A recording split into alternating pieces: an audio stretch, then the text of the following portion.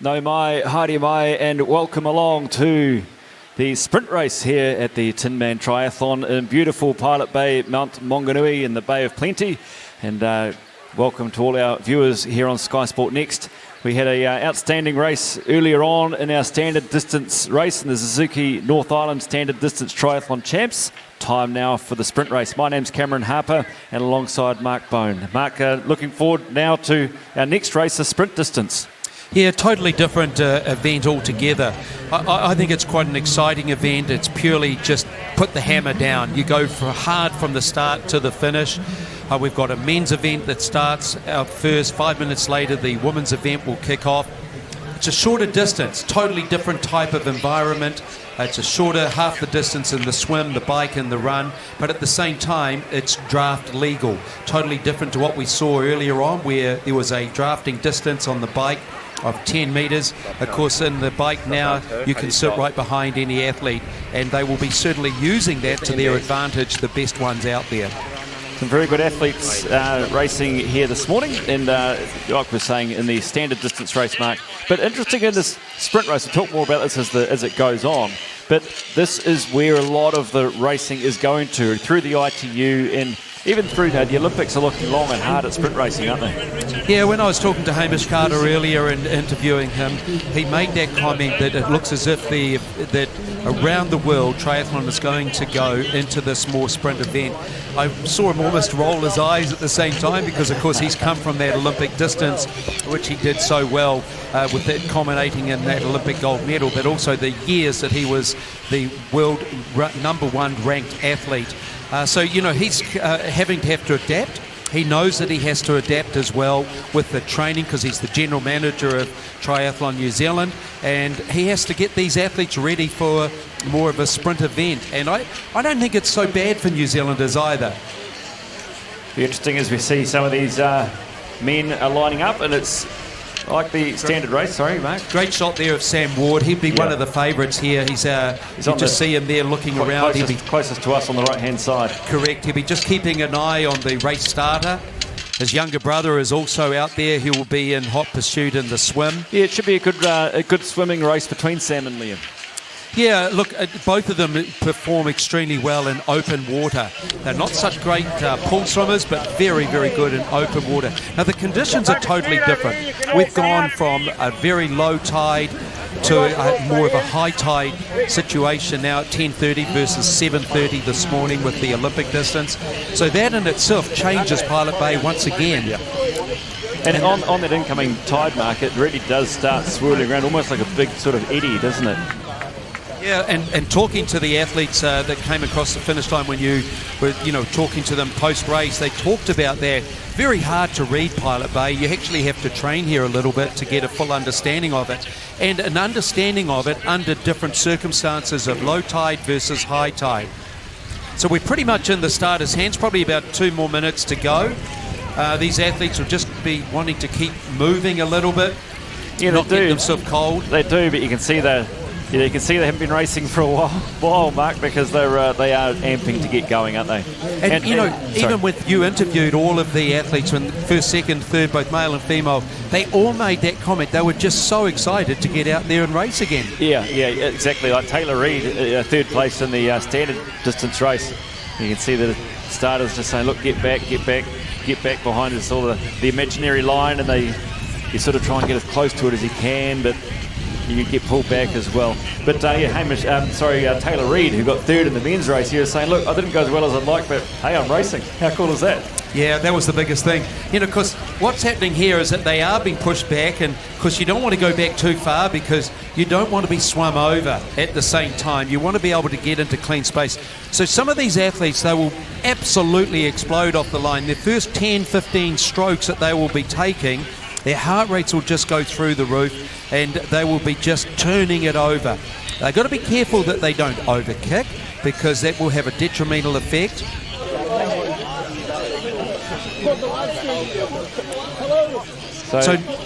Very close now, less than a minute. Yeah, it is, and we'll have a women's race starting at 10:35, men's race 10:30, women's race 10:35. So we'll see how that pans out. We'll talk a bit more about the women's race soon, but outstanding field in this women's race, and we'll talk about that shortly. But these guys just bobbing around, trying to keep themselves ready. And like Mark was saying, it's all about the start when it comes to a sprint race. A 750-metre swim. For these guys, it is just absolutely hammer down and go, isn't it? Probably an appropriate time also to recognise Tri New Zealand partners Azuki, which have naming rights on the series, 2XU, ASICS doing such a great job with footwear, TIL Freight and Sport New Zealand, and also High Performance Sport New Zealand, and of course Sky Sport Next that are presenting this in live streaming. It's just fantastic to get all of these support partners. Yeah, it is. It's outstanding actually, and the support that they're having, and as in Triathlon New Zealand, you know, we talked about it in the last race, no doubt we will on this one too. Got a very clear line for a lot of athletes bringing them through, and we've actually got some outstanding athletes in the program at the moment.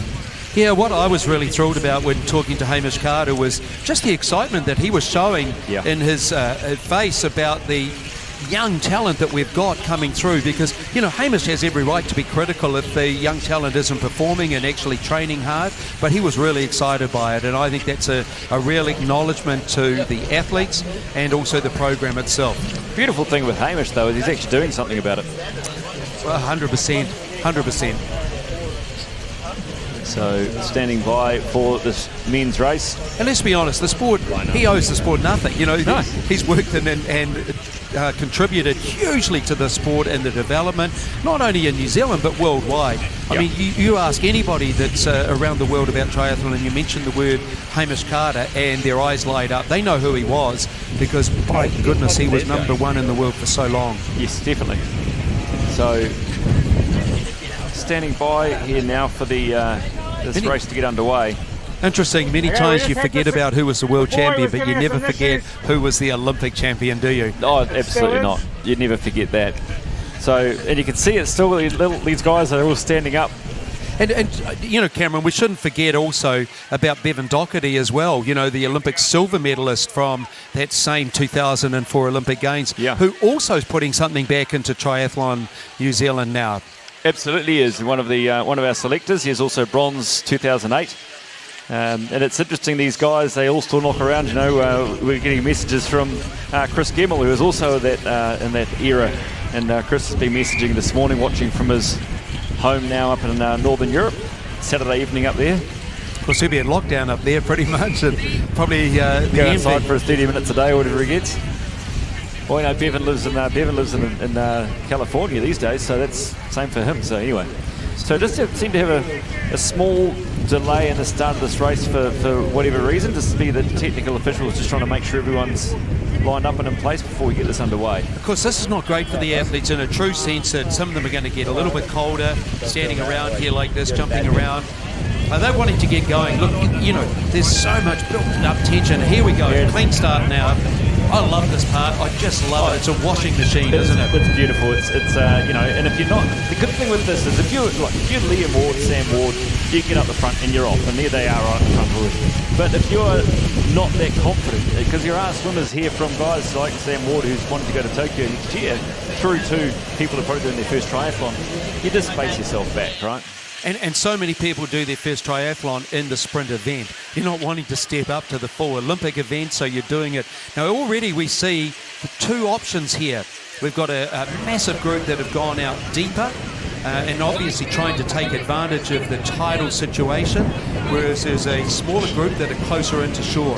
I would suggest the people that have gone out wider are actually taking a better line and taking a better advantage of that tidal influence that we've got. Now 750 metres only in this swim, totally different circumstances to the 1500 that we saw in the Olympic distance. Now have a look at the different types of styles that we see from our leaders, much more longer, sort of almost a straighter arm, swinging arms that you get. Yeah. And that looks like Sam Ward on the furthest away from the shoreline out in front. Big swinging arm of Sam Ward, because he's a tall athlete too. Yes, he is. He is a very tall man, isn't he? Yeah, interesting. Totally different to the body type of his brother. Brother's a lot more sort of short, squat. They probably find that offensive, but Sam is really just a lot taller and lean. So it's just a triangle here. You just swim out around the buoy, around another one and back in. So these guys will be pushing as hard as they can. But as we have talked about, it's just, heart rate is through the roof on these guys, and you're going for it at the front of this race. And not as much opportunity to string the other athletes out as there is perhaps in the standard distance. No, look, there's no chance to just tuck in here. You just got to go for it right from the beginning. And we're seeing this. You'll notice Sam Ward, I do know Sam's stroke pretty well, and I'm sure that is Sam in second position, but just lifting his head quite a bit, swinging it around, but that's just how he swims in the open water, and it's effective. But at the same time, he's using it for a huge amount of sighting. He's trying to sight without lifting his head to a great degree. Now you'll see athletes behind and further behind that are lifting their head quite significantly for the sighting. Consequently of doing that, or consequence of doing that, the higher you lift your head, the more your feet sink and the harder you are having to have to work. And then you lose momentum as well, and you've just got to get that back up again. So we talked before in the last race, but that took off at low tide at this women's race. Just starting to line up. And I was just going to say, as we look at the start of this women's race, I'm very, very excited about this women's race. I mean, we've got people like Ainsley Thorpe here, Hannah Knighton, Rebecca Spence, Sophie Corbidge, all young ladies who are targeting Tokyo 2021.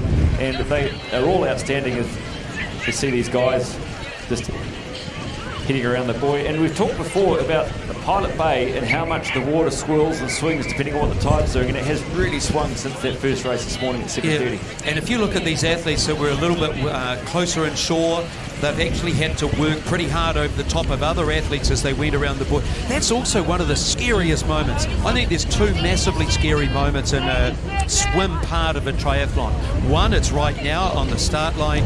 Two, it's going around the buoys, and particularly going around the buoys where everybody else is smashing into you. No holds barred whatsoever. Yeah, it is no holds barred, but you can see there's a bit of a chop getting up out there, but realistically though, you are quite protected at Pilot Bay behind Mount Maunganui with the wind coming the way it is, as this women's race is now underway. Well, have a look at the shot there as we look towards the boats. Forget about the athletes out in front, but look at the chop and the different nature of the chop, and that just reflects how different the circumstances are in Pilot Bay. And look at how all the yachts and the boats and the position they're on their anchor lines and how they're all moving around. They're all quite different as you look around the bay, depending on the wind and the pull of the tide. Yeah, and that's what you have to actually do before you go out into the water ready for the start. You actually have to go and stand on the shoreline and study the boats. Have a look at them, see what they're doing, see where they're moving. It does make a big difference in this race, doesn't it, as to how it's going to pan out. You have to feel sorry for this young man that's just sort of doing breaststroke, because these lead females are, well, in fact the whole female group are going to just swim over the top of him. Long day for that young man. I'm thinking that the swim's probably his least favourite part of the race, but it's about participation and getting out there and doing it, isn't it? So good on him. Well, you're not going to win it in the swim, but he's certainly going to lose it in the swim at this moment. Brutal way. But you did right. I mean, let's congratulate him for getting out there. He's obviously not a swimmer. Let's hope that his bike and run is a little bit better than his swim. So a few of these, like I was saying before, there's some very, very good swimmers in here in this women's race. So 130 odd doing this event, I believe. Yeah, there is. We also have the teams race, and there's also the para-tri event here as well. And of course we've also seen just massive enthusiasm from a kids event as well today. Just outstanding to see all of these young, little sprogs coming around. They fly, only knee-high to a grasshopper, and they're out there competing. Mums and dads love it. The cheering that's going on. So as we look, we can see some of these women will actually make very short work of the back end of this men's field. Even though it was the best part of a 5-minute head start, it won't take long for these young women to get up there and actually take them over. Well, this could be a poignant moment for this young man. It's going to be, well, thankfully he's gone left of the females that are coming through him. I don't know if I'd want to be doing breaststroke the whole way, and also without a wetsuit. I think if I had the skills, or lack of swimming skills like that, I'd be definitely putting on a wetsuit. Yeah. And wetsuits do give you a heck of an advantage, don't they, Mark? Well, a huge advantage, but also the buoyancy factor. But also, probably more importantly, I just think it's a safety factor when you're not a particularly good swimmer. That's what I would be probably most cautious about and advising is to make sure that you do wear a wetsuit if you're not a great swimmer, just from a safety perspective. Of course, at the same time, look at all of the surf life-saving people out there making sure that this course is safe for all of our athletes. As we see our men here now strung out, and they are actually being quite strung out over the 750 metre course as they come through the second to last of our big red boys. So 750 metres.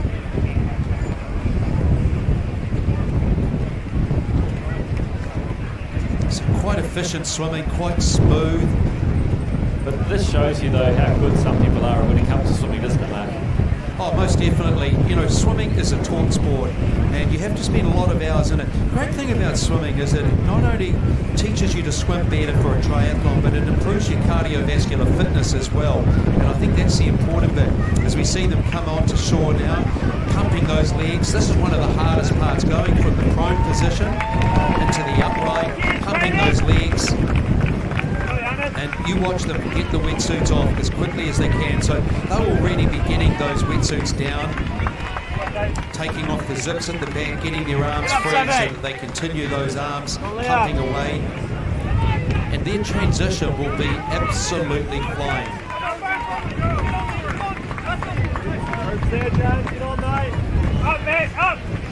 Great shot here. You'll see a number of the athletes, they're not really doing any duck diving. They're actually getting up and shallow enough just to pump their legs. So we have, coming out of the water here, James Corbidge in the lead. Look at that third place, Austin Carter, son of Liam Ward, sitting in fourth place coming out of there. So there's a big group of guys on this one. I think I got that through. That might be the next group. But we'll see as they come out of transition who have we got here. Hard to see from here.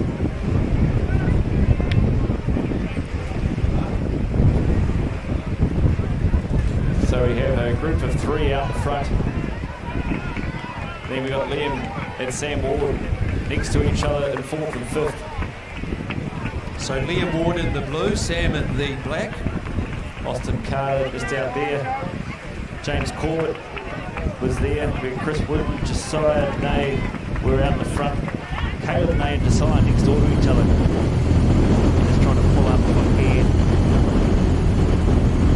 So Sam Perry is out there, Alex Blackberry is there. So we can see here, I try and use the old Google machine. So a great chance for these athletes to practice mounting their bikes too, coming from the swim onto their bike. So this is, when you've got a sprint event, there's no time to actually relax at all. So this is Jonas Stauffenberg is at the front, number 740. Don't look back, son, just keep it going. This is a 20k bike, you've just got to put your hammer down. Notice there's no aero bars. The athletes in a sprint event are not allowed to use any aero bars. If they are caught using the aero bars whatsoever, if they have them on their bike, they will be disqualified and removed from the course straight away. So Jonas had a very, very good swim. He had around 8 minutes. Very, very fast. So it's interesting, I mean, a smaller bike, you only got the one drink bottle now. We saw a lot of the athletes carrying 2 drink bottles earlier on. Of course, that was the 40k bike, and of course, not only that, but it's also getting ready for the 10k run versus now suddenly getting ready for only a 5k run. So he's got a very handy lead for such a short race. It's a very handy lead to starting with his bike. I mean, what, about a k and a half of the cycle at this point. Yeah, but this is early days, isn't it? No, of course getting into it. Of course it is. But as we saw, that swim kind of got strung out a little bit further than we perhaps would have expected. So Jonas Stauffenberg, young man, is making sure his feet are lifted properly to the shoes. So what you've seen there is quite some time before he actually clipped his feet right in. But look at the pack right behind him now. They're just going to swallow him up any time. Well, this is drafting. At this point, he's looking over his shoulder. He might as well just sort of ease up a little bit, get to the pack rather than trying to be the man in the front. But that wind is up behind him at the moment, pushing him along to that turnaround. Yeah, they'll have a big tailwind at the moment. And here goes Sam Ward. He's up off the seat. So he's powering away. Look at that body of Sam Ward. Yeah, Sam Ward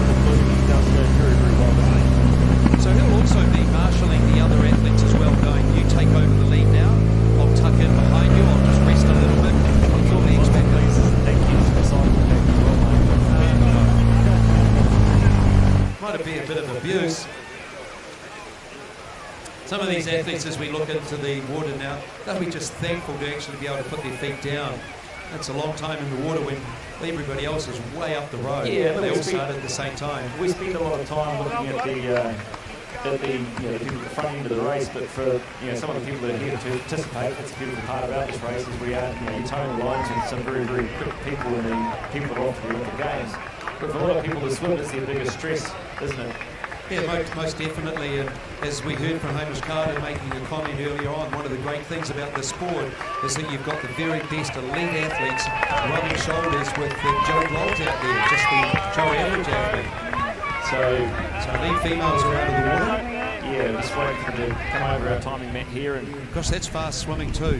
So that's Olivia Thornbury first out. So she's done very, very well. Ari Graham and Ainsley Thorpe. Anna Lindsay, 4th place. Hannah Knight in 5th. Sophie Corbidge in 6th. Rebecca Spence in 7th. Seriously, there's about 7 or 8 seconds between all of them. That's the top 7. So we look at Rebecca Spence.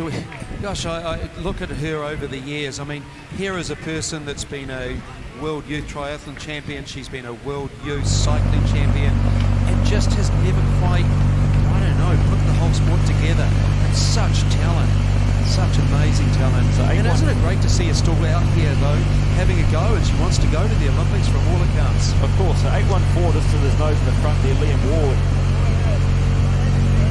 So Liam's having a great ride. And now Johannes Stauffenberg, who is the young man that is first as this big group of women take off out of transition. There's 7 of them. They're all together. So we just got a classic shot there of where it was frozen with one of the athletes turning around and saying, "Oh, come on, come through." And you'll get a bit of signage of the athletes as well. They'll be using the hand signals to say, you've got to do your part up the front as well. So there's, in the women's race, a group of 8. They've all started the bike ride right next to each other. So there'll be a pack of 8 women just hammering it for 20 Ks. So I've got with me Hamish Carter, General Manager of Triathlon New Zealand. Hamish, just talk us through what you're seeing out there with the elite men at the moment. I think they've jumped on the bike and pushed their advantage. It looks like they're working really well together, which is good. I think this is the first time they've raced for a long time, so they'll definitely be a bit rusty. But I think making the most of the tailwind at the moment, they're going to turn around and it's going to be a lot slower journey coming back. But the big question would be whether some of the other athletes want to attack Sam Ward on the bike, because Sam would be the strongest runner on that group. Because if they come up with a bike with him, they're likely to get beaten. So I would hope someone has a crack, but you'll have to wait and see. So the drafting's going to play a bigger pace, I guess, on the second part when they turn around, because of the fact that they're going to go straight into the wind if you can tuck in as much as you can and actually just, I guess, get any advantage by tucking in. Yeah, and some athletes will want to save their legs for the run. Others will want to make the bike as hard as they can. Each of them will have a plan, and it'll sort of depend on who they've come out of the water with. But that front group, similar to the boys, the girls are coming together on the bike. Looks like they're pretty well coordinated. But again, 20k, there is a chance to sort of attack the group and break it up. But on a straight, flat and windy course, it's quite difficult to get away. So what you've said here is in the men's event, you've got Sam Ward. He's certainly the fastest runner out there, and the fact that he's had such a good swim and is in leading this pack, probably is his race to lose right now. Yeah, but equally, I wouldn't be surprised if someone does try and break it up a little bit. Again, they haven't raced for a long time, so anything could happen, and they'll be wondering what sort of legs they do have when they come off the bike, because it's always a bit unpredictable when you haven't raced for quite a while. So, but that's what it's all about today. It's just about getting back in the mode and feeling what it's like to be racing again. So this pack of women here, 5 of them, and they are going absolute gangbusters as they try and get this pack more efficient. Well, they should be going gangbusters because they have the wind behind them, and look, there it is. Yeah, Get out in front, come on through, do some work. I'm not just going to carry this race for you whatsoever. There'll be multiple attacks, continuous attacks, I would expect, Hamish, over this race, both from the males and the females. Well, it depends. If the speed's up, you can tackle all you like. Unless the group's going 35 kilometres an hour and you're going 45, you're not really going to get away. It also got to weigh up how much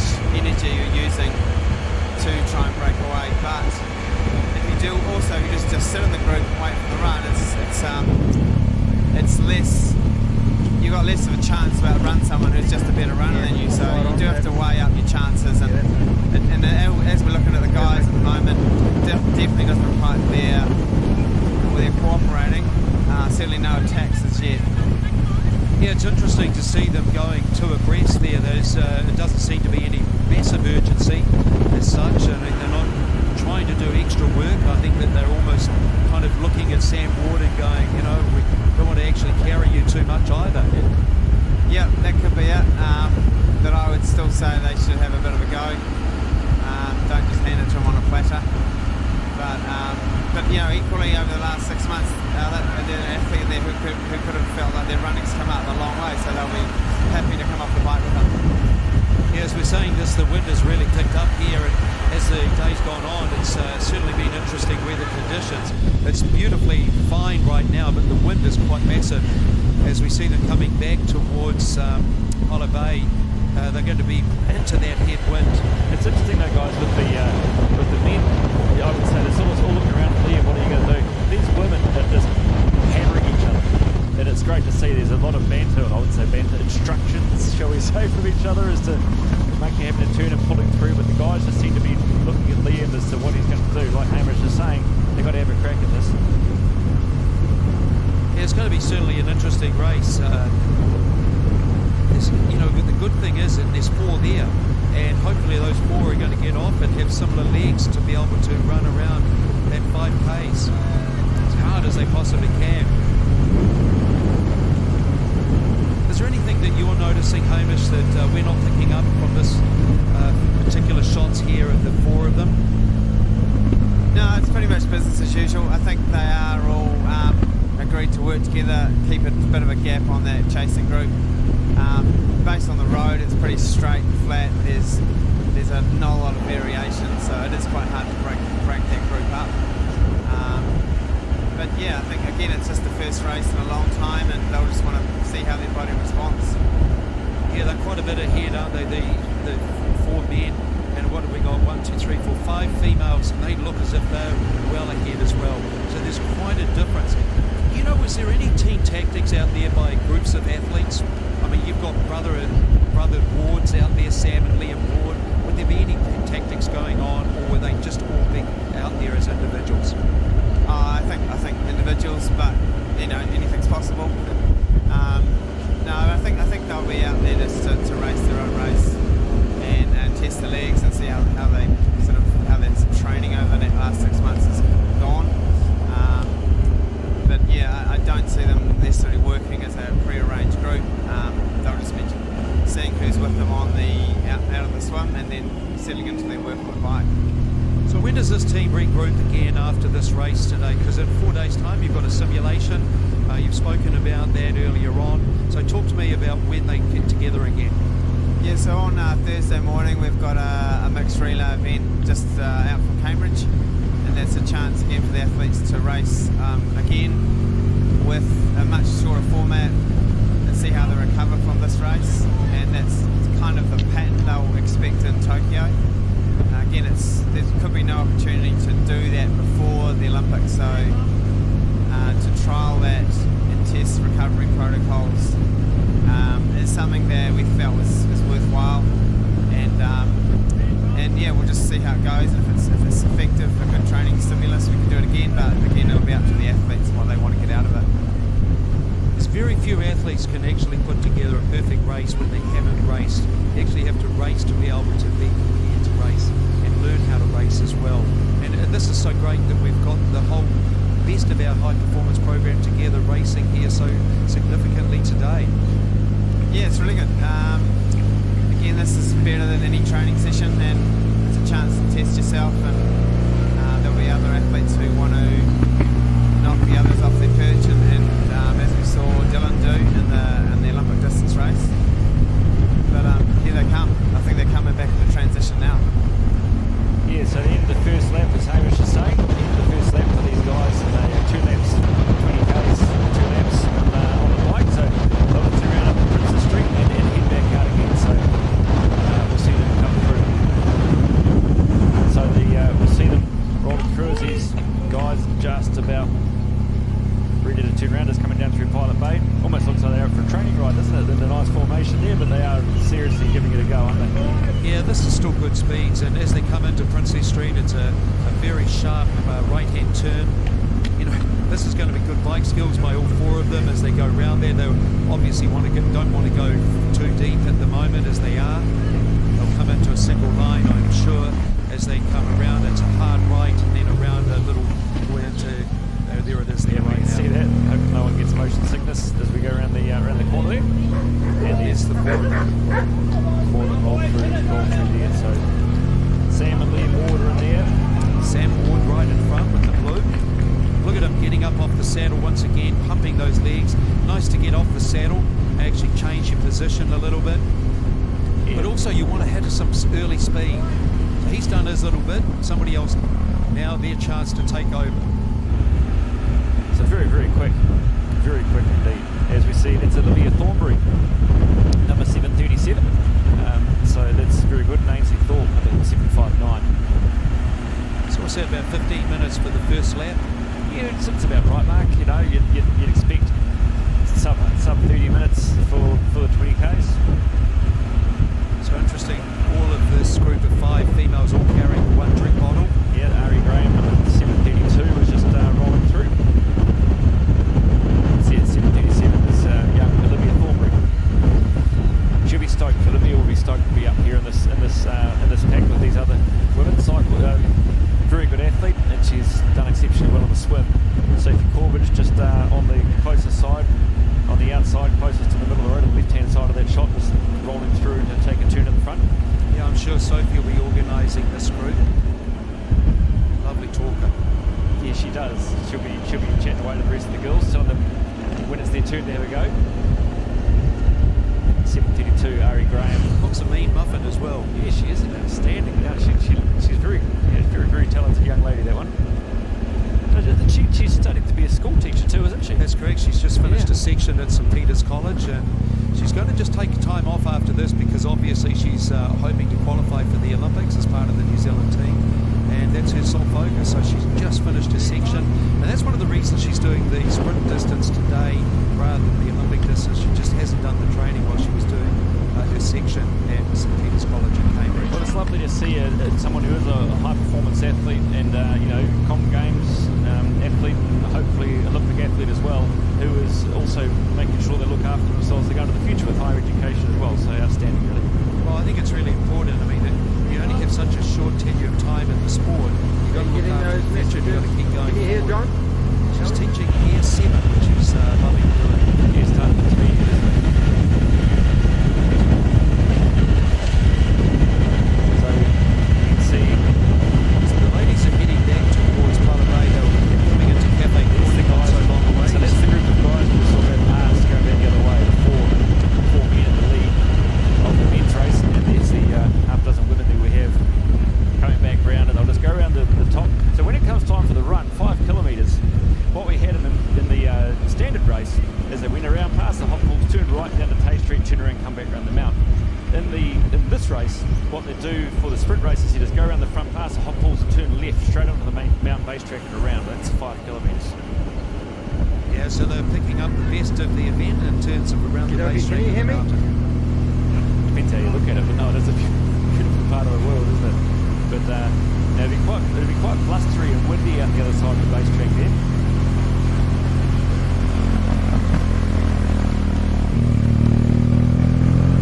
It's interesting that it means certainly as do the lead females have a big advantage.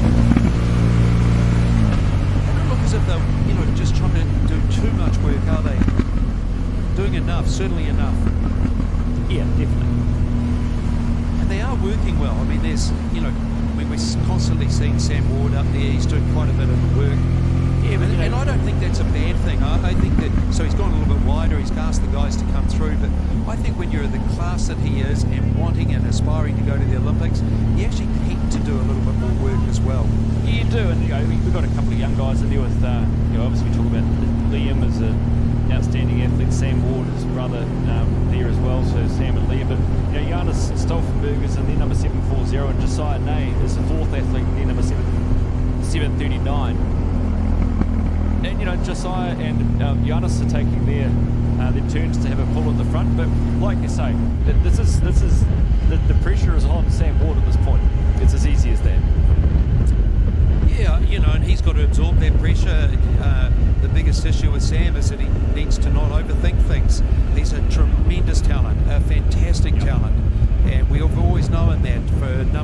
enquiries.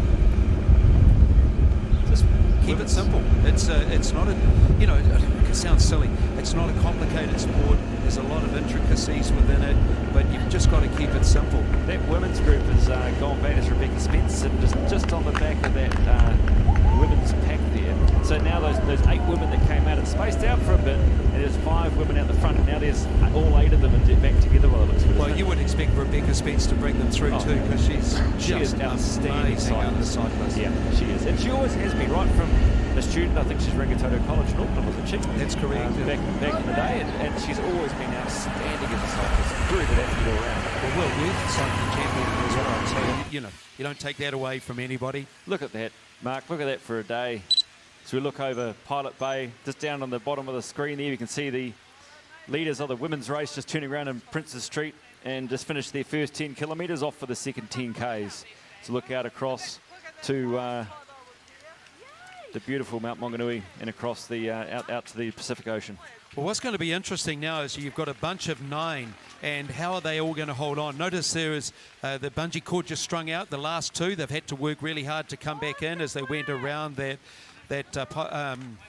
turnaround. It's interesting though, Mark, when you see that often that comes down to bike handling, and how you position yourself. Positioning yourself at the back of a pack is hard work, because the leader gets a nice shot out of there. The ones that are second, third wheel, so second or third in there, it's quite. But then if the person in the middle of the pack kind of drops a bit, it has that effect that pushes the back people out. You've really got to push out of the corners to catch up, which can make it very hard for you. Yeah, just no sling effect, and when you're a bit behind, you've got to work that extra hard just to catch up again. Well, they're tucked in now, and I think that the smart move is, if you're in that situation, if you were one of the 2 at the back there where you had to work really hard, don't try to go to the front. Just tuck in there, get your legs relaxed again, and then do your work after that. Yeah, I agree, Mark. And the beauty of this course, though, for somebody who maybe isn't the best when it comes to cornering and bike handling, is it's 2 laps out and back. So you're not really, it's not a technical course. You're not going to go around a whole lot of corners or do anything technical. You can just sit in the back and hang on, really. But these are all in this both this men's race and the women's race. This women's race will be a very, very good run, though, won't it? With what was it, 8, 9 of them sitting in that front pack.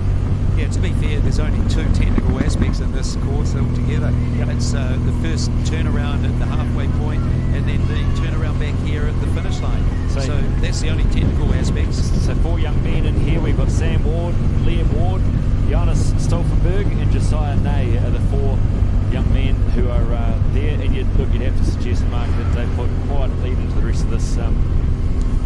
Hard to know, actually, as to know where the next pack is. Yeah, I feel I can see the chase pack in the distance there that haven't really been lost, and I think that's a good thing for the chase pack as well. You're right. If you look over the side of that motorcycle, there are a couple of guys sitting in there. So and I would have thought these 4 had the capability and skill sets to be able to really push forward, and that's not been the case.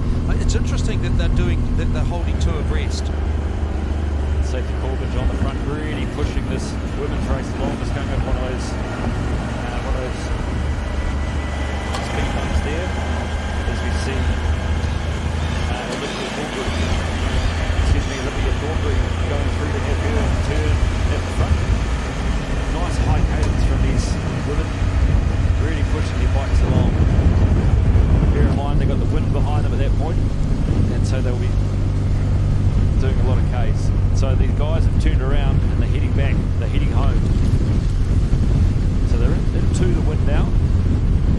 See Sam Ward was just sitting in the back there. He's just coming through for his turn at the front again.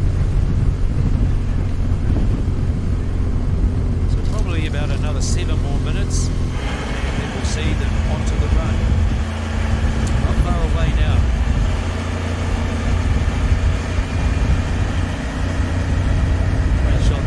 Turnover of the leads. So yeah, 7:16 was Anna Lindsay. So Anna having a great race today, being in that front pack.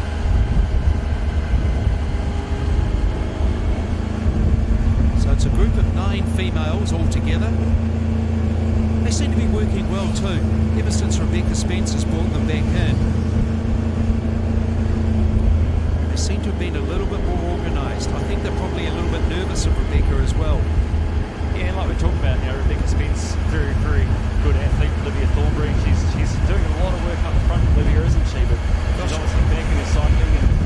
Or is that an experience? You know, who knows? And I actually respect this. I think this is fantastic. I love it. Yep, totally. As a young athlete, go out there, have a crack, get respect for your peers, have a decent go at it, and that's what she's doing. It's exactly that. You know, Sienna Lindsay out front, another young athlete, just going there, having a go. And you're racing there, and you've got people like, you know, Ainsley Thorpe and Sophie Corbidge and Rebecca Spence and others in there who are very, very good athletes. Sophie Corbidge just making a little comment to the others. She's positioning herself very, very well, Sophie, isn't she? It's a great shot of Look at her. that. Look at determination on her eyes. You know what? I'd be quite worried if I had someone right against me with a look at a face like that. You'd be thinking, okay, well, I'm racing for a second. No, I shouldn't say that. There are 9 very, very talented young ladies in there, and what it'll come down to is how well they've paced themselves. There's not really a heck of a lot when it comes to nutrition over sprint distances there. It's just you just go for it. No, exactly that. You know, this whole race, gosh, it's going to be all over in 50-odd minutes, isn't it? Yeah, and you can see why it has appeal to the likes of the Olympic Games. And look at our men. We're going to see them anytime now. And bearing in mind that 5k run will be around 15 minutes for them. Could even be the Mount Base track, probably 15, pretty much on the nose for that 15 minutes for that 5k, which is exceptionally fast. I mean, that's a good 3k time for most of us. Yeah. You know, and as Hamish Carter indicated earlier, you know, you got the likes of Sam Ward out there that is probably the most respected runner out of this group of 4. Well, the thing is for Sam Ward, like you say, he is the most respected runner out of the 4 of them, as Hamish was saying. But, you know, if you're the other 3 guys, what are you doing? You're sort of looking around right and going, you know, I mean, you're always going to go there and have a crack at these guys, but are you looking at it going, what am I racing for? Is Sam just going to take off? Like, what I'm trying to say is it's too late to make a move on the bike now, right? So that's all over. So it's down to the run. You've got a very good runner. There's 4 of you. There's 3 podium places. You've got a guy that's probably going to jog off first, barring a catastrophe. There's 3 guys in 2 places. It could get very interesting. Yeah, this is not a bad move from Sam now, just moving into the front. You don't want to come into transition behind somebody else because, you know, that's a dumb move if you're in that situation. You're then reliant on whatever happens up in front of you, and you don't want to have any carnage occurring in front of you, so you dictate the terms. And Sam seems to be doing exactly that. Yeah, he is, and that's experience of racing, isn't it, Mark? Absolutely. But, you know, Cameron, we were talking to him before the start of this race, and, you know, he was saying, I just don't know what to expect right now. You know, we've done all this training, but we haven't raced, and we just don't know what to expect. So these guys, first time they turned around was not that long ago. That they turned around about 15 minutes ago, just under, that they turned around for Prince's Street. Here they are coming down Pilot Bay. They're about 500, just under 500 metres to transition. And they'll cut that out very, very quickly from here. Yeah, blink and you'll miss them in transition as well. So we have that group last week saw Josiah Ney, Liam Ward, Sam Ward, and Jonas Stolfenberg. Jonas was the first out of the swim, but there was quite a group of guys. But the interesting thing, as we alluded to earlier, Mark, was how far back is the second pack? Oh, look at all 4 of them. They actually want to get into the front here. All 4 of them are realising the comments that we've made, and I'm sure they haven't listened to that per se, but they will know exactly what we've been indicating. They don't want to be behind others coming into the transition. I'd be concerned if they listened to somebody like me for race tactics, Mark, I'll be quite honest. So they'll be flying into transition. So around the last of the technical aspects. So straight left here, and here they're right at the transition. Here they are right now. So that is Jonas Stolfenberg, the first out. Liam Ward first out. Then we have Sam Ward, Jonas Stolfenberg, Josiah Ney, the first 4, and all very, very close to each other. So about 27 and a half minutes for the bike. Well, what's so crucial here when you're talking about getting ready for the Olympics is how you transition. So we're going to have a great shot, all 4 of them coming in. Who's going to be, well, really nothing separating them coming in, and it is Liam Ward going out first. In fact, it's not, he's been overtaken. Sam Ward in 3rd position. Yeah, so that is Jonas Stolfenberg. He's still running out the front of this race, and he was the first out of the water, and he's now the first out of the bike. So let's see what they got for the next 5 kilometres. So Jonas Stolfenberg and Liam Ward first and second. Sam Ward, he's getting into his work quickly, isn't he, Mark? And then we have young Josiah Ney in 4th place. But geez, all 4 of them were looking pretty strong, weren't they? Yeah, all four looked really strong, and what's going to be interesting is how quickly they can settle into running legs after the bike legs. So next pack's just come in. We've got Alex Blackenbury, Sam Perry, James Corbett, Ivan Abel, Austin Carter and Matthew Nay. Matty Nay is in there as well, so that takes us from 5th through 10th. Actually, I didn't think the second pack were that far behind. No. You know, I think that's a good situation that they've put them in, as we've got a good shot there of Rebecca Spence, closest to the camera. That's right, Ari Graham just on she's pushing a big gear. Look at it. And she often does push a large gear, and I think her theory is overtaking one of our para-tri athletes. So you can see these guys all. This is quite a technical sort of race, isn't it? When Giannis is just there and ready to go. Yeah, he looks a little bit nervous right now as the two wards have come up on him. Can we get a little bit closer, Alan? Just got Sam Perry and James Corbett coming past out of transition. They're both running like they stole something. Young Alex Blackenbury. Austin Carter just heading out as well. Oh, great to see so many young runners, young triathletes out here today. Ivan Abel and Matthew Nay, all of them out onto the run now. So, you know, Liam Ward just sitting in the front there, and he's got Jana Steffenberg right next to him. And then Sam Ward just sitting in the back, trying to be patient. Yeah, wind's picked up as well. Yeah, trying to hold down the central commentary position. It's starting to lift up a wee bit. This is a really interesting tactics by the three of these athletes. Sam is just tucking in the third position, Sam Ward. Whether or not he's just trying to protect himself with the wind at the moment. Yeah, he might be. I mean, it is on the nose for them here, and it will be quite like that till they get halfway around the base track. So they'll be the best part of 3Ks into this before the wind goes away. You know, at the same time, I wouldn't want to go into the base track behind as well, because the base track is really hard to overtake. Yeah. It's not wide. No, it's not. And you end up basically going for, you're making yourself into a position where you got a 1K sprint to finish. Liam Ward out in front. This is the best I've seen Liam put a race together. He's running beautifully. He is. He's obviously worked extremely hard on his run.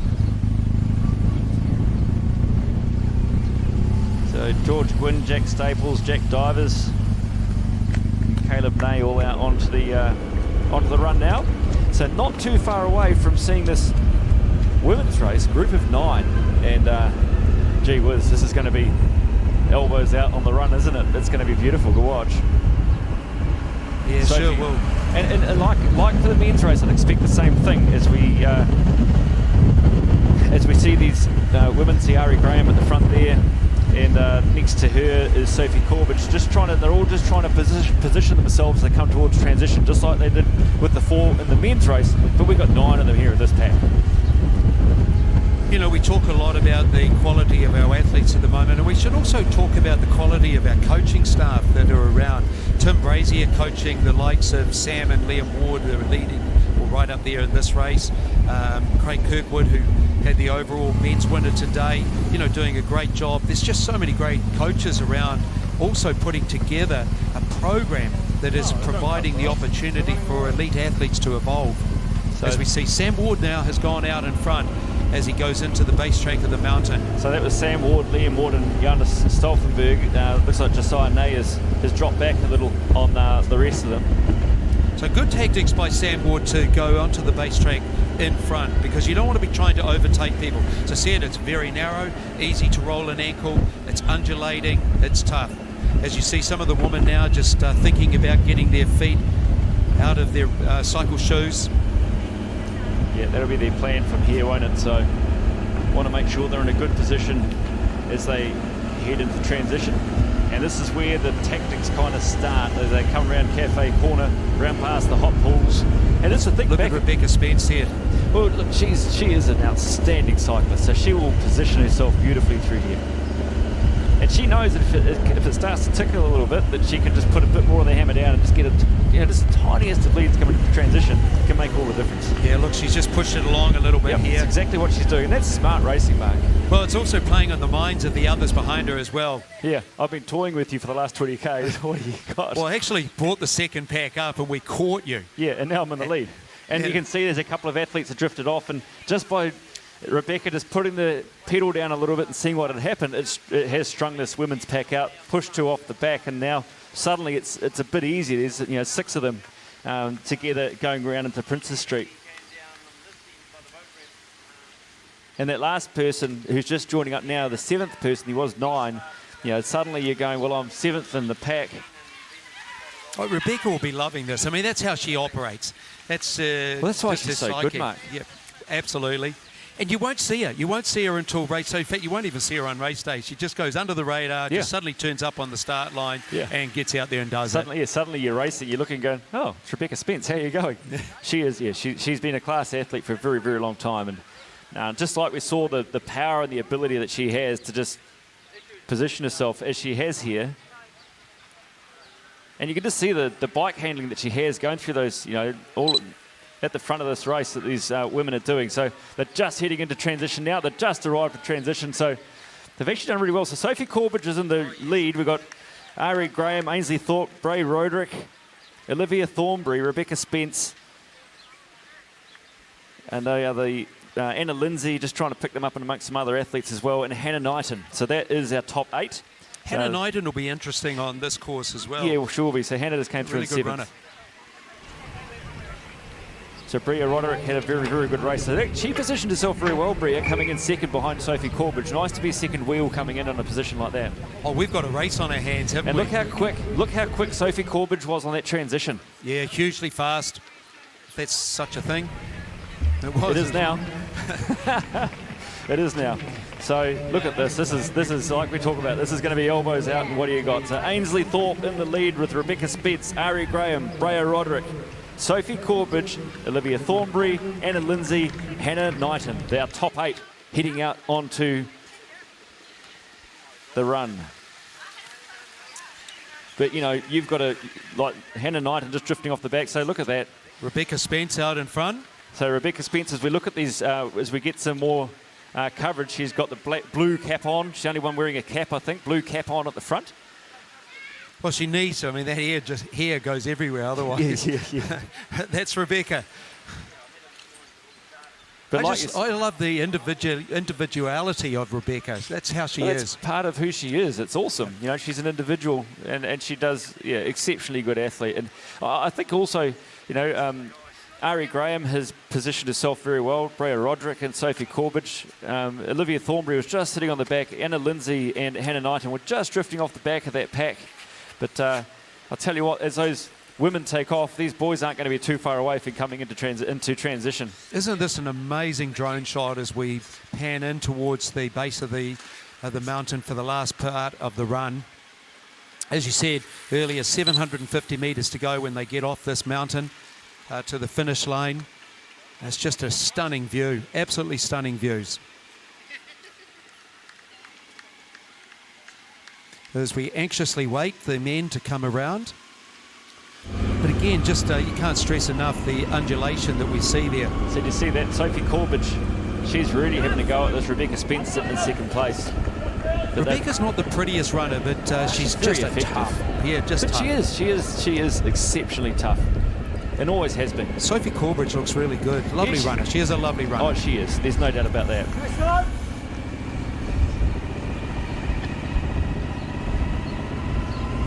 Ainsley Thorpe sitting in third place.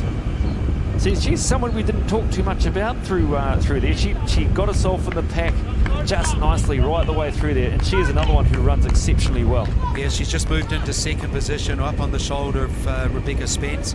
Ainsley's a great athlete, a tremendous athlete, and it's actually a smart move not to do too much work on the bike.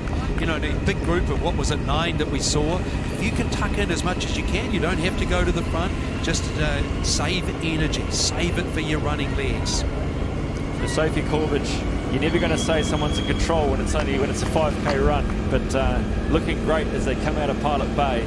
As we've said before, they're going to come out of Pilot Bay and just go around past the hot pools and the campground, turn left onto the Mount Base track, then back into Pilot Bay for the 5 kilometres of the sprint race.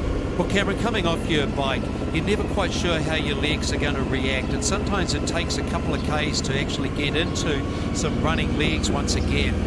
In this case, we see Sophie Corbidge. She's looking extremely good. Rebecca Spence is hanging in there, tough as we know she is as well. And the thing with Rebecca Spence is, and it's the same for Sophie. In fact, I could go as far as to say it's the same for all of these young women. Is that they just the more harder it gets, the better they go. But Sophie Corbidge, she's just a little lead like that is going to make such a difference as they go through this race. Yeah, you just don't want to see that bungee cord extend any further, do you, if you are behind. In terms of Sophie, one of the hardest things is to run in front. When you're running behind, you know what you have to do, how much you have to breach back. When you're running in front, you don't get to look backwards. If you do, really you're going to be having consequences of that as well. Sophie Corbidge, she's a very efficient runner. She just skims along the ground, doesn't she? Yeah, nice style. Very fluent. She's always come from a running background initially in triathlon, has improved her cycling and has certainly improved her swimming big time as well. So quite a gap from second and third back to fourth, fifth, sixth and onwards from here. But, outstanding work as we look through those. So you just get a shot there of some of the trail runners, a bit more flicking of the head, movement of the head, not quite controlling the core.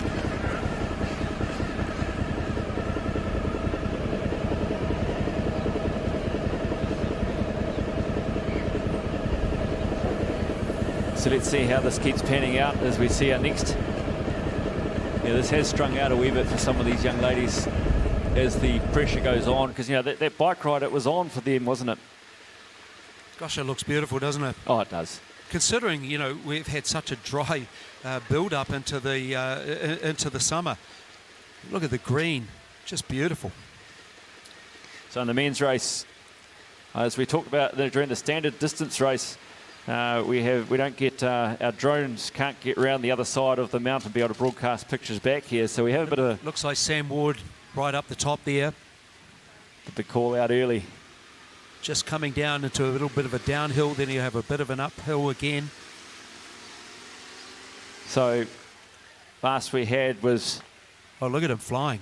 Sam Ward, Liam Ward, Jonas Stolfenberg were the first three. Yeah, Sam Ward absolutely flying. Three very good athletes, aren't they? In that women's race, Sophie Corbidge, Rebecca Spence and Ainsley Thorpe were the top three heading on to the run. Came out of a pack of 9 as they came towards transition. Lovely shot there. You can see just to the far right there is where we are in the central commentary position by the finish line here at the Tinman Sprint Race. Part of the Suzuki National Series. So there he is, Sam Ward. Just like a jog in the park, isn't it, for him? He's a wonderful looking athlete, isn't he? Yeah, look, he's tall, he's lean. He's certainly focused on this race, and he's just cleaned out. Remember that he was third going into the run, albeit that they were together. But first onto the base track of the mountain, and he's just got that little downhill and then 750 metres to go. Looking great. So not too far to go for Sam Ward. What will be interesting is who's in second position. Will it be his younger brother, Liam? Yeah, or is it Jonas Stolfenberg who's going to be in that third spot? So here we have... Gosh, that is certainly a big gain, isn't it? Sam Ward has really put the hurt on these guys around the back of this track, hasn't he? Most definitely.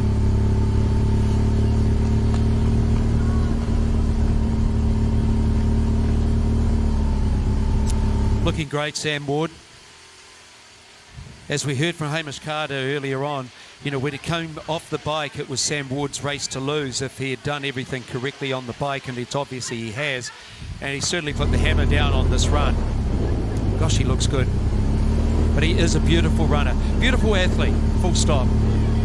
Yeah, very talented athlete, isn't he? Yeah, I would suggest, he's one of our most talented athletes around going forward, and he's just got to continuously be consistent and put races together. So we've got the GENX Homes Tinman Triathlon finishes banner up across the finishers line here by the central commentary position. So Tinman Triathlon sprint race Hader Wild was the winner in the standard distance race. And here we are looking back towards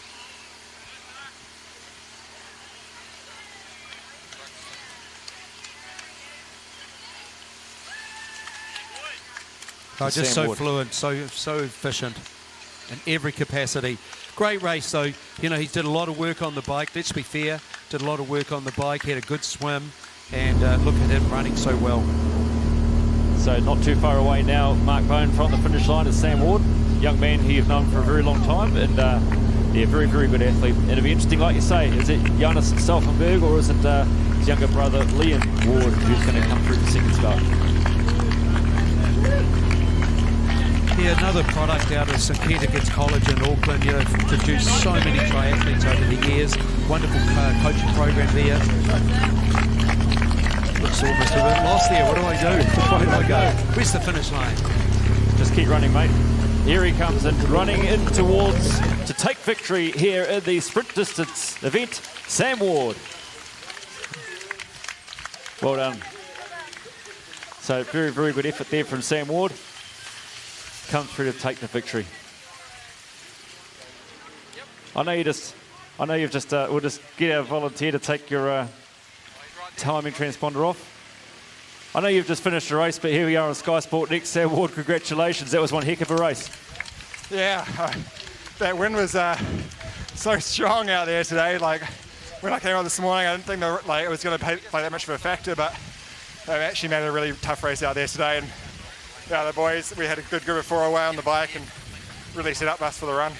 You guys seem to work well together during the bike. I mean, you could see you there sort of barking a few instructions or giving a bit of advice as you went through. You had that really well organised. Yeah, no, just one of these younger boys to slacking off and then outdo me on the run, so I kept them honest. No, the boys worked real good actually. You know, we were just lapping out real smoothly, and I think we probably got a bit of time on the chase back. And you know, I think yeah, we've still got 1, 2, and 3 from that front bunch across the line, first, second, third, so that's pretty good. And just finally onto that run, you know, the 3 of you or the 4 of you took off, then it was 3. Whereabouts on the base track did you make your move? I was kind of just up the first hill. I just put a little dig in just to see how the guys' legs were feeling, and I got a gap straight away and just kind of worked on it from there. And I need to say sorry to about 30 different families running around the mountain for shouting them out of my way, but yeah, it was pretty fun running around the mount today, and good to win. Oh, well done, Sam, and good luck with your rest of your summer, and good luck through to Tokyo qualification. Go well. Yeah, cheers, mate. Thank you. So Sam Ward there, winner. He's put a lot of time in over this race, isn't he? Over the run, and as we see, I'll try and grab these other 2 guys as well. Have a quick chat to Liam Ward here. Liam, well done. 3rd place for you today. Sorry, my apologies. 3rd place. Congratulations. Well done. Yeah, cheers. Thanks for that. Yeah, it was a pretty tough day out there. It was nice to have the 4 lads rolling. We rolled pretty well on the bike, especially considering the conditions. Everyone was pulling pretty consistent, which showed to help as we held off that bigger group. And then, yeah, thought I'd try and ace it through transition. Had a good transition, and thought I might have put a bit of a gap into Sam at the start of the run there, but of course he just comes steaming through before we get onto the gravel path. But yeah, no, good fun and good to be back out racing. And I think that's the key, isn't it? Back out racing. That's in this post-COVID world we're living in. It's the key to it all at the moment, isn't it? Yeah, absolutely. It's been a completely turned upside down year, and yeah, it's just nice to be able to travel an hour from home and be able to get competitive again with the lads. It's yeah, obviously few and far between this year, but thanks to Try and Z for organising this. Well done, Liam Ward, 3rd place there, everybody. We'll just grab Jonas Stauffenberg. We'll just drag you over the side here so I don't block off any other people. 2nd place today, man. That was an outstanding race from you. You must be stoked. Yeah, it was not too bad. First race, and I'm just glad to be back racing, as we all are, given the last few months. So, I mean, you led out of the swim. I mean, there's quite a decent pack. You sat in with that, you know, not sat in, but you worked very hard, that pack of 4. You guys had a good roll going through that cycle. Yeah, I mean, I was very happy with the swim, given the choppy conditions, and then it was just a good group on the bike, and we just decided to work together. There was no point in going solo, and these conditions, it's so windy out there. And so for yourself, what's the plan next for you? I'm going to head to Cambridge for the next couple of days and also do that MTR test event, and from then we'll see. Yeah. Awesome. Well, second place today at the Tinman. Heck of a prestigious race. Congratulations. Well done. Thank you. So, great race there, Mark Bone. Yeah, it was a great race from the men, and it sort of panned out a little bit towards what we thought, with Sam Ward taking it quite easily in the end. What is going to be interesting now is what we're going to see with the women's event, and it's always exciting to see what's going to happen out there with them, because it was anybody's race. As we see continuation of our men coming across the line. But having a look at the base track, they're going to try and pick up the women pretty soon. Yeah, and last we saw, Sophie Corbidge was just starting to ease into a little bit of a lead, wasn't she? So, Sophie Corbidge was just starting to ease into something, but you cannot underestimate the likes of Ainsley Thorpe and Rebecca Spence. You can never let them even have a sniff, those top three women, because they are all such class athletes. Yeah, all class athletes, as we saw with the men too. You know, and again, we just keep stressing it's exciting to see some young talent coming through all the time. And, you know, there's a lot of different ages out there and age groups of this young talent. You know, it's interesting, you made that, Sam Ward made that comment, you know, he had to apologise to all the families out there walking. You can't close the base track of the mountain. And of course, they're often oblivious to what's going on. Yeah. They're going, hang on, this is... They just come to the mountain for the day for a walk. Yeah, this is Take what the I dog, do cruise every around, day. yeah. And there's the three lead females, That is our lead female, Sophie Corbidge. That is our top three women. They're still together as they come off the base track, Mark. This is going to wind up for a sprint finish. Wow. This is exciting. So who's going to run downhill the best? Because that's what they've got now. And normally that is a heavier person, or a bit of a stronger body type, and that's probably Rebecca Spence. So in terms of running down, but then of course they've got to get into these straight leg speed and the run home. Absolutely, Mark. And these young women are going to come down that little downhill, like you say, and they're going to be into an elbows out, head back, full on sprint. Well, that's what we want. That's what the crowd wants. That's what I want. I want. They don't want that. So Sophie Corbidge out in front. But Rebecca Spence in second. Sophie's still, I mean, the thing is, it's hard to judge their running styles, but Sophie Corbidge is still always efficient. Looking at Rebecca Spence, you might go, her running style has changed a little. That's just her running style. It works for her. Totally works for her. And Ainsley Thorpe has just been sitting in the back there, and she's another one that could just come around the side and have a go. Oh, look at Sophie Corbidge here. She's just pushed it out. She's just upped the tempo a little bit. Leg speed's a little bit faster. Rebecca's just struggling with that leg speed, but still hanging in there. But Sophie Corbidge up on her toes. But look Rebecca at this Spence now. is having a very good downhill here. Yeah, always will when you're a bit of a heavier or stockier build versus Sophie. But look at the up on the toes there of Sophie Corbidge. Yeah, Sophie's putting another gear on at the moment, isn't she? I want a sprint finish, but I still want a sprint finish. But even just after best part of an hour's racing, to these three young women to be that close, I thought that on that base track, one of them would have made a move. We'll talk about that afterwards with the three young ladies as to how they go. But right now, we've got Sophie Corbidge just out here in the lead. And looking so good. She's up on her toes and looking fantastic. So Sophie's got about 10 metres or so, and that's Rebecca Spence in second. Looks like Ainsley Thorpe sitting in third place at the moment. So,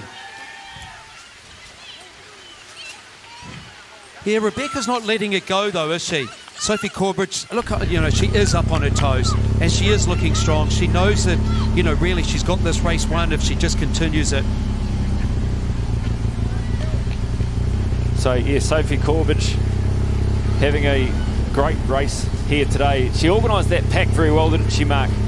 Oh, very well. And, she was always in control with that pack. But at the same time, Rebecca Spence organised this pack as well, when she came through from the second group into the front pack.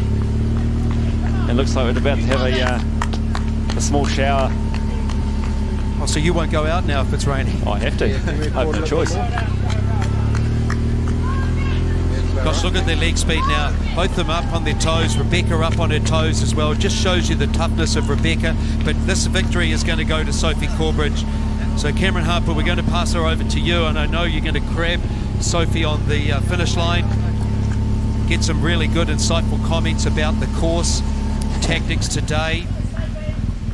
So just going past the toilet, there's about 350 metres still to go, 300 metres maybe.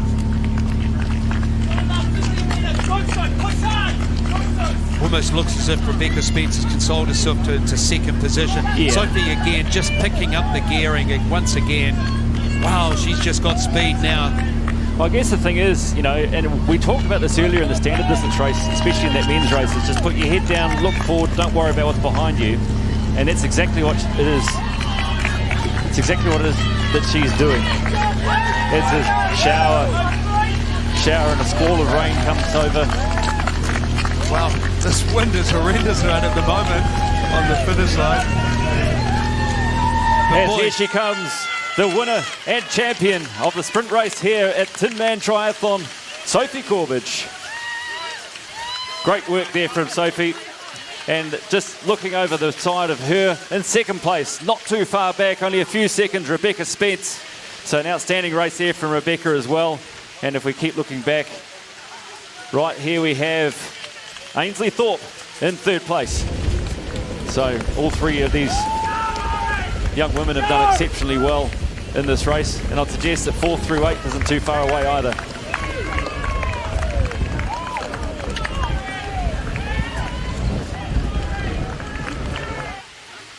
So, I'm scared of the rain, Mark. That's the problem. So I'll just grab. I'm sorry, Sophie. I'm scared of the rain, so you need to come and talk to me now, please. Sophie Corbidge, the winner of the sprint race here at Tinman. This is outstanding racing. Well done. Thank you. I'm honestly over the moon. This is a long time coming for me. I've had a lot of years of like ups and downs, and to finally be coming out the other side and feeling really good at the right time is really cool for me. But your execution of that race, I mean, you had a big pack of really strong cyclists, and then we could just see the way you're organising everybody, and friendly advice have come through and take a turn. I mean, you organised that race really well. It was a beautiful execution. Oh, thank you. We train, a lot of us train together in Cambridge, and we've been really practicing trying to get the rolling round of the bunch because it's just so much more efficient, and no one has to pull big turns, but everyone can keep rolling around and it's way faster. And that was really cool to be able to put into practice in a race today. And going around that Mount Base track, I mean, it's pretty up and down around there. Out of yourself and Ainsley and Rebecca, anyone have a go and try and make a break around there, or do you kind of all wait until we got to the back? No, I was leading the whole way thinking, when is the pressure going to come on? When are they going to start breathing down my neck? And they were there the whole time. Credit to them, they were putting the pressure on. But I just felt really good coming around that last corner, and I knew it was going to be a headwind home. And I just thought, I've just got to go. I mean tailwind, sorry. I thought I've just got to go now, and I managed to hold my cadence up like some people gave me advice to do, and I brought it home, so I couldn't be happier. Well done, Sophie. It's been a time coming for you. Like you say, you've battled, but you've done it, and you're the champion. Congratulations. Thank you so much. I'm really happy. Sophie Corbidge, well done to her. We'll see if I can... Saw everyone else sort of scatter off into the distance there, so we'll see who else we can I can grab here. I think I can see Ainsley Thorpe over here. Ainsley? Sorry, you have a quick chat to skysportnext if that's okay. Just going and grabbing people. Ainsley Thorpe, third place today. Congratulations. Thank you. It's great to be able to actually do a triathlon again. So yeah, thank you guys for putting on this event. It's great. So we're just talking to Sophie about the dynamic in that bike. You know, you guys work really well together. Then the three of you managed to get a clear space coming at a transition onto the run. Yeah, it was. Yeah, some girls started taking off their shoes before like the bend. And yeah, some girls attacked while they're taking the shoes off, and yeah, I think we just broke up by some people, just leaving it to the last minute. Well, third place today, lovely start to the season, congratulations. Thank you. So very, very good work there. I can't see where Rebecca Spence is at this point, Mark, so we'll see if she turns up again, but she may have wandered off to find somewhere a bit warmer. Well, Rebecca does what Rebecca does, she just disappears. She disappears before the start of the race and she disappears afterwards. But, you know, she'll all be about the whole professional aspect of this, about recovery, making sure that she gets herself, she's got a simulation event in 4 days' time, so she'll be having her whole mindset changed towards that. And to be fair, I mean, those conditions were horrendous on the finish line. Why wouldn't you get away? I mean, would you want to stand around and get cold and having to have to put some thoughts together and you suddenly finished in second position? I mean, nobody likes to be in second. Yeah, winning is everything. Winners are grinners. Exactly. But I think as we look forward, Mark, or we look back rather on this race, you know, that men's race with both the Ward brothers ended up finishing in first with Sam and Liam in third, and Jonas Stolfenberg finishing in second place. I mean, they had a very, very good race, and the four of them got away in there with Josiah Nay. That was a very good race from those men. Yeah, the men were fantastic. I thought, obviously cream always rises to the top, and Sam showed his prowess as a runner. He also, to be fair, he showed his prowess as a swim and biker as well. But ultimately, in the end, his running legs were fantastic. And then at the women's event, just equally as strong and as impressive as well.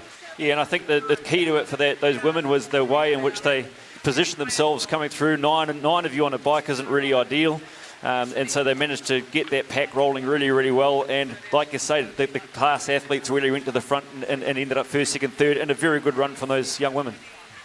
Yeah, and then of course, they've got to put it together now and think about it collectively within Triathlon New Zealand, about an Olympic distance team and of course the mixed sprint event as well. So, a bit of thinking to be done by Triathlon New Zealand, panning it out. I mean, we've seen our best athletes, some of them doing the Olympic distance today, some of them doing the sprint distance.